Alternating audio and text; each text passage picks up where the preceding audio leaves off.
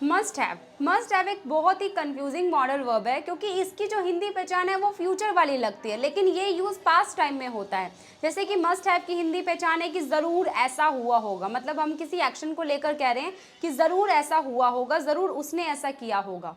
लेकिन यहाँ पर हिंदी से लग रहा है कि ये तो फ्यूचर है, बट ये फ्यूचर नहीं है, पास्ट टाइम के लिए ही यूज़ हो रहा है। मस्ट हैव को हम पास्ट टाइम के लिए ही यूज़ करेंगे जब आप पॉसिबिलिटीज़ दिखा रहे हो। इसे हम एक सिचुएशन क्रिएट कर समझ सकते हैं। जैसे कि मैं कुछ आइसक्रीम्स लाई, उसमें से मैंने कुछ खा ली और कुछ मैंने फ्रिज में लगा दी क्योंकि मैं नेक्स्ट डे खाऊंगी। अब नेक्स्ट डे मैं उठी और जैसे ही मैंने फ्रिज खोला वो सारी आइसक्रीम्स गायब। अब आइसक्रीम्स खाने का काम तो हो चुका है, राइट? तो यहाँ पर मैं अपनी पॉसिबिलिटी दिखा रही हूँ कि मुझे ऐसा लगता है कि ज़रूर जैक ने मेरी आइसक्रीम्स खाई होगी या ज़रूर उसने मेरी आइसक्रीम्स खाई होगी।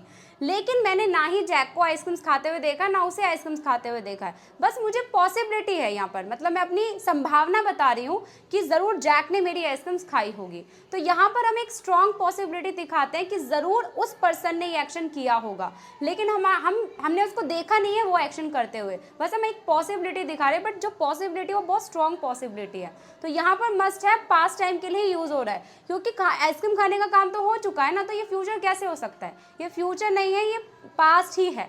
और यहाँ पर मस्ट हैव को आप सभी सब्जेक्ट्स के साथ में यूज़ कर सकते हो। बहुत सारे स्टूडेंट्स यूज़ करते हैं कि ही शिट नेम के साथ मस्ट हैज आएगा, ऐसी कोई इंग्लिश ही नहीं है। ये एक मॉडल वर्ब है, मॉडल वर्ब सभी सब्जेक्ट्स के साथ में सेम तरह से यूज़ होती है। तो अफर्मेटिव सेंटेंसेस बनाने के लिए आप यूज़ करेंगे subject, must have, then verb की थर्ड फॉर्म। ये सभी सब्जेक्ट्स के लिए रूल है। जैसे कि ज़रूर तुमने झूठ बोला होगा, you must have told a lie.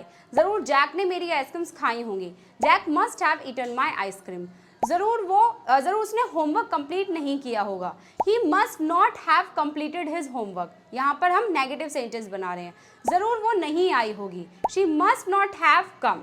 Interrogative बनाएंगे तो must, subject, have, then verb की थर्ड फॉर्म और क्वेश्चन मार्क। क्या ज़रूर वो आई होगी? Must she have come.